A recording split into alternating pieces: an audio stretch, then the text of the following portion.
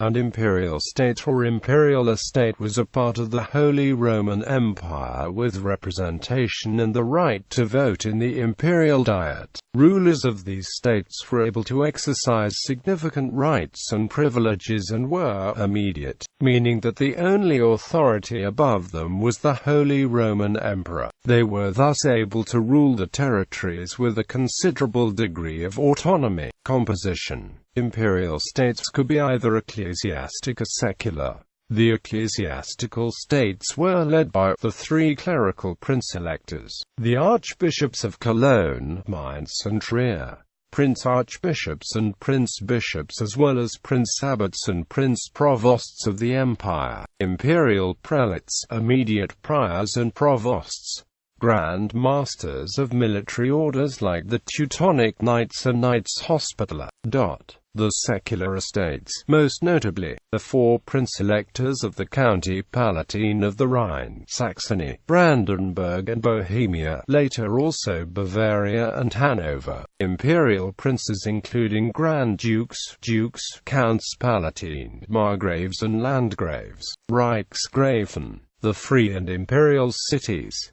Until 1582 the votes of the free and imperial cities were only advisory. None of the rulers below the Holy Roman Emperor ranked as kings, with the exception of the kings of Bohemia. The status of a state was normally attached to a particular territory within the empire, but there were some Reichsständische Personalisten, or imperial stately personalists. Originally, the emperor alone could grant that status, but in 1653, several restrictions on the emperor's power were introduced. The creation of a new estate required the assent of the College of Electors and of the College of Princes. The ruler was required to agree to accept imperial taxation and military obligations. Furthermore, the state was required to obtain admittance into one of the imperial circles. Theoretically, personalist states were forbidden after 1653, but exceptions were often made. Once a territory attained the status of an estate, it could lose that status under very few circumstances. A territory ceded to a foreign power ceased to be an estate. Furthermore, a mediatized state could cease to be an estate. From 1648 onwards,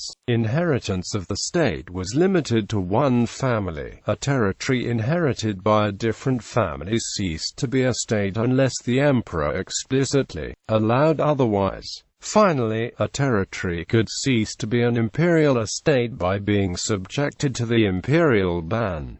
Rights and privileges. Rulers of imperial states enjoyed precedence over other subjects in the empire. Electors were originally styled Durchlaucht, princes Hochgeboren and counts Hoch and Wohlgeboren. In the 18th century, the electors were upgraded to Durchlauchtigster, princes to Durchlaucht and counts to Erlaucht. Imperial states enjoyed several rights and privileges. Rulers had autonomy inasmuch as the families were concerned. In particular, they were permitted to make rules regarding the inheritance of the states without imperial interference. They were permitted to make treaties and enter into alliances with other imperial states as well as with foreign nations. The electors, but not the other rulers, were permitted to exercise certain regalian powers, including the power to mint money, the power to collect tolls and a monopoly over gold and silver mines. Imperial Diet. From 1489 onwards, the Imperial Diet was divided into three collegia: the Council of Electors, the Council of Princes and the Council of Cities. Electoral states belonged to the first of the aforementioned councils. Other states, whether ecclesiastical or secular, belonged to the Council of Princes. Votes were held in right of the states, rather than personally. Consequently, an individual ruling several states held multiple votes. Similarly, multiple individuals ruling parts of the same state shared a single vote. These rules were not formalized until 1582. Prior to this time, when multiple individuals inherited parts of the same state, they sometimes received a vote each. Votes were either individual or collective.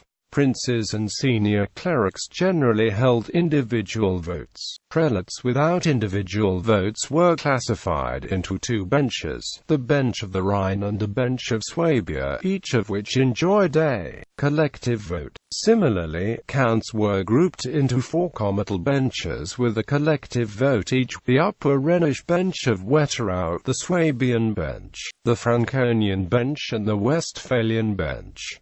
No elector ever held multiple electorates, nor were electorates ever divided between multiple heirs. Hence, in the Council of Electors, each individual held exactly one vote. Electors who ruled states in addition to their electorates also voted in the Council of Princes. Similarly, princes who also ruled comital territories voted both individually and in the comital benches. In the Reichstag in 1792, for instance, the Elector of Brandenburg held 8 individual votes in the Council of Princes and 1 vote in the Bench of Westphalia. Similarly, among ecclesiastics, the Grand Master of the Teutonic Order held 1 individual vote in the Council of Princes and 2 in the Bench of the Rhine.